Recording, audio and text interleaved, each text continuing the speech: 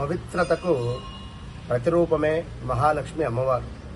మరి ఎక్కడైతే అద్భుతంగా పవిత్రమైనటువంటి హృదయము కావచ్చును, పవిత్రమైనటువంటి ఇల్లు కావచ్చును, ఒక ఇంటిలోనే పరిశుభ్రంగా ఉంచుకుంటాము, మా మనస్సులో ఒక విషయాన్ని దాచిపెట్టుకుంటాము, మా మనస్సులో ఎవరినో నిందిస్తూ ఉంటాము, మా మనస్సులో ఎవరినో దూషిస్తూ ఉంటాము, ఒకరిపై మేము ఈర్ష్య కలుగుతూ ఉంటాము అన్నా కూడా అమ్మవారు నిలవదు. కనుక తప్పకుండా కూడా మీరు అర్థం చేసుకోవాల్సింది, ఒక పరిశుభ్రంగా మా ఇల్లు మాత్రమే ఉంది అనుకుంటే మాత్రం చాలా తప్పు.